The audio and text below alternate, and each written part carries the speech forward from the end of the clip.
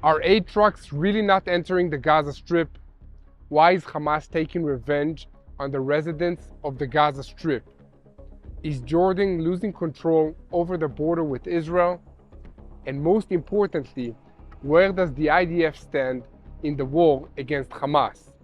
I'm Yair Pinto, and this is your Boots on the Ground report about what is happening in Israel on day 152 of the war against Hamas.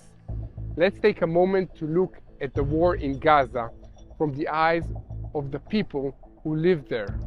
They face great uncertainty and are very concerned about the future.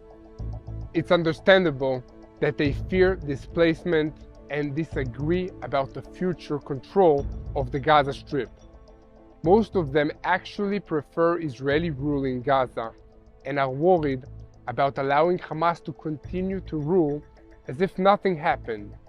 In the meantime, as a result of the chaos caused by the power vacuum left by Hamas, many families in Gaza have established defense committees against other armed elements.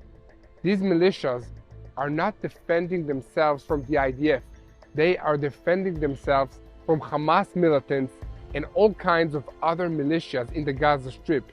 These families want to protect their property and their homes from looting, a threat that is becoming very common in the anarchy created by the war.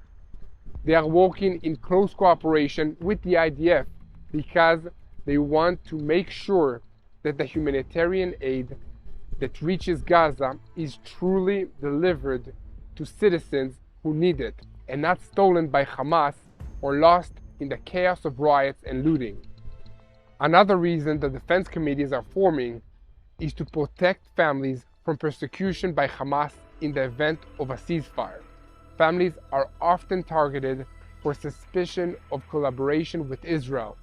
This is a very dangerous moment for both Israel and the Palestinians, and we ask you once again to join us in prayer for this situation and all those who are in authority who have to make decisions. Pray for safety for those who demand peace. Keep spreading the truth with us. Share our YouTube videos and follow us on social media. And pray for the peace of Jerusalem.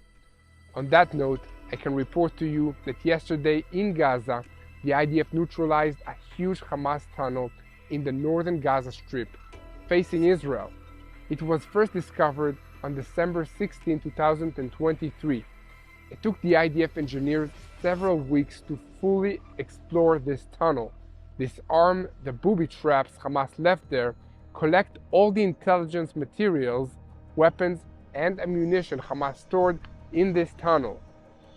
Further south in Khan Yunis, the battle team of the 7th Brigade carried out special and targeted missions in the heart of the built-up area.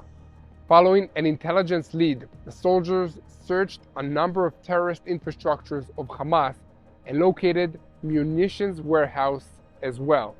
It is astonishing how much weapons and ammunition the IDF keeps fighting in the Gaza Strip.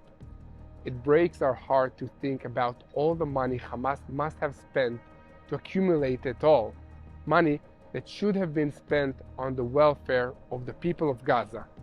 This particular warehouse was situated next to a school that served as a shelter for Gazan citizens.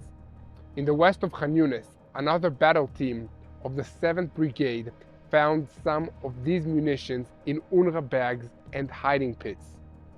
The terrorists also hide warheads of rockets, cartridges for different kinds of small arms, and grenades in the heart of a civilian neighborhood as well.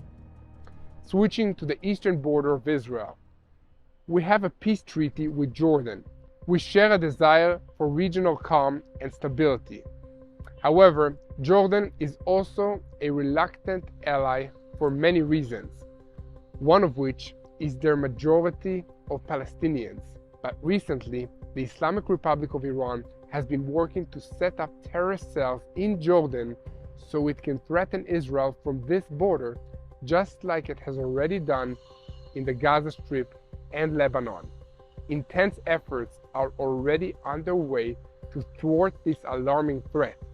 However, Iran has some strong advantages.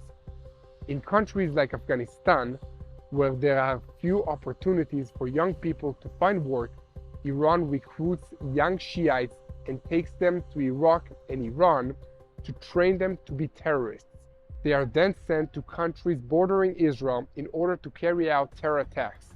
The fear is that they will be sent through Iraq into Jordan, which has limited capacity to monitor its border or control all of its territory. Does this sound complicated and long? The frequent reports of Israeli attacks in Syria are often to neutralize these terror cells trying to infiltrate Israel. If the Iranians can't get through these defenses, they'll try another approach. Israelis are very aware of the danger, and this weekend, another edition of my analytical series, My State, will be released, in which I will describe some of the things we're doing to prepare for this threat. Finally, let's turn to the question of questions. Hamas and Al Jazeera are reporting a starvation plot against the Gazans. In Hamas's message page, senior members of the organization, led by its leader Ismail Haniyeh, are promoting the lie of Israel starving the Gazans. So how much humanitarian aid has actually been sent into Gaza? Let's look at the numbers. The numbers are publicly available. An easy example is to see how many food trucks enter the Gaza Strip. Now, please pay close attention because these are numbers.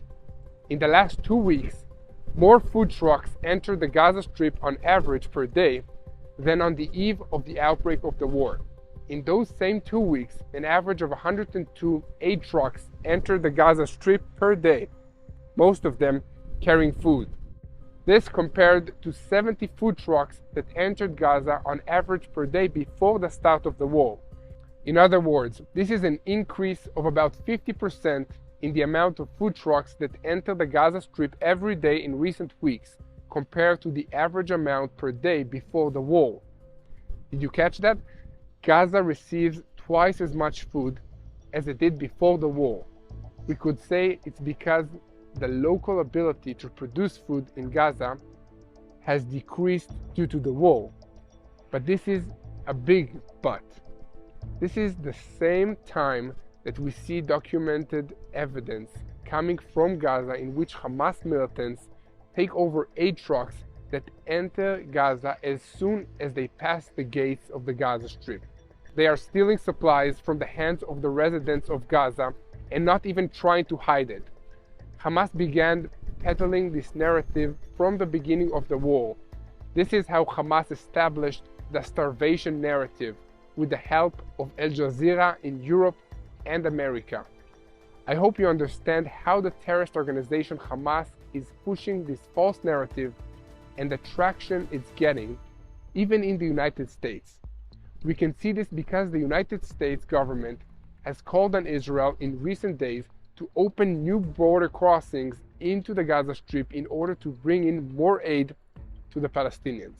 In a meeting this week between Benny Gantz and Antony Blinken, the US Secretary of State said that Israel must take urgent steps to expand the entry of distribution of humanitarian aid, including by opening additional crossings. This is also during the ongoing ceasefire talks. That is why we have the duty to spread the truth. We need to be the ones who begin to break the lies and evil of Hamas.